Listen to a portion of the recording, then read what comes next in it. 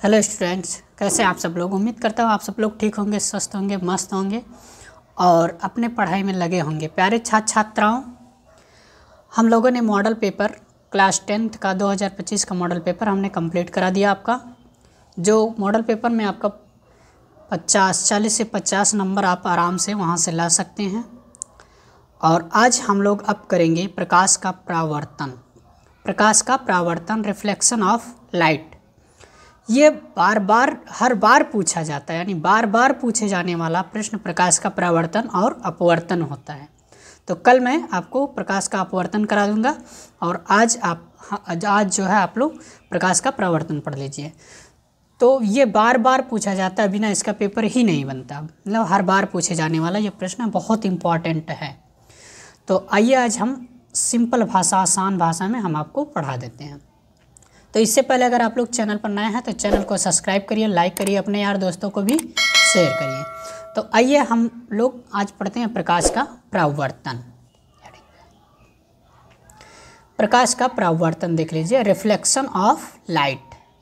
English में कहते हैं रिफ्लेक्शन ऑफ लाइट। अब ये प्रकाश का परावर्तन होता क्या है तो देखिए, जब आपतित किरण आपतन बिंदु पर अभिलंब तथा परावर्तित किरण तीनों एक ही तल में होते हैं, इसे प्रकाश का परावर्तन कहते हैं। नहीं, जब आपतित किरण आपतन बिंदु पर अभिलंब तथा परावर्तित किरण तीनों एक ही तल में होते हैं, इसे प्रकाश का परावर्तन कहते हैं। यह एक परिभाषा हो गया और ये भी है। तो दोनों में से देखिए हमने दो परिभाषा लिख दिया है। तो जो आपको अच्छा लगेगा वो आप याद करिएगा, जो आसान होगा याद करिएगा, जो अच्छा लगेगा। तो मैं दूसरा भी बता देता हूँ। दूसरा इस प्रकार भी आप इस परिभाषा को लिख सकते हैं। जब प्रकाश की किरण किसी चमकदार सतह से टकराकर वापस उसी माध्यम में आती है तो इसे प्रकाश का परावर्तन कहते हैं।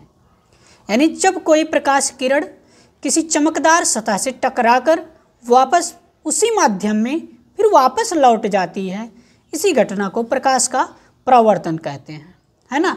दोनों परिभाषाएं सेम हैं। जो भी परिभाषा आपको अच्छे से याद हो जाए उसको लिख सकते हैं। आप देख सकते हैं, जैसे हमने कहा आपतित किरण, तो ये है आपतित किरण, यह आपतित किरण, यह बिंदु आपतन है। तो आपतन बिंदु अभिलंब, है ना, आपतन बिंदु पर अभिलंब है तथा अब परावर्तित किरण, ये जो किरण यहाँ से दिखाई दे रहा है यह किरण परावर्तित किरण है, ये परावर्तित किरणें हैं। तो आपतित किरण आपतन बिंदु पर अभिलंब तथा परावर्तित किरणें, ये कौन सी किरण है? परावर्तित किरण। यानी परावर्तित किरण तीनों किस तल में हैं? एक ही तल में हैं। किस तल में है? एक ही तल में है। तो यहाँ से आप चित्र बनाकर भी परिभाषा आराम से बना सकते हैं, है ना। देखिए ऐसे, आपतित किरण आपतन बिंदु पर अभिलंब तथा परावर्तित किरणें तीनों एक ही तल में होते हैं। इस प्रकार आप जो है परिभाषा आराम से चित्र बनाकर भी बना सकते हैं, याद करने की जरूरत नहीं पड़ेगा।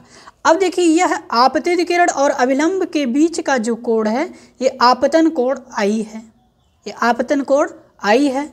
और इधर परावर्तित किरण और अभिलंब के बीच जो कोण बना है यह परावर्तन कोण कहलाता है। ठीक, अब इसके आप नामकरण देख लीजिए, ए ओ पी, ओ से पी, फिर ओ बी एम एन। अब यहाँ नाम कोई भी लिख सकते हैं, ज़रूरी नहीं है कि जो नाम दिया गया हो या जो हम लिखे हैं या जो आपके बुक में लिखा हो वही याद करके जाइए।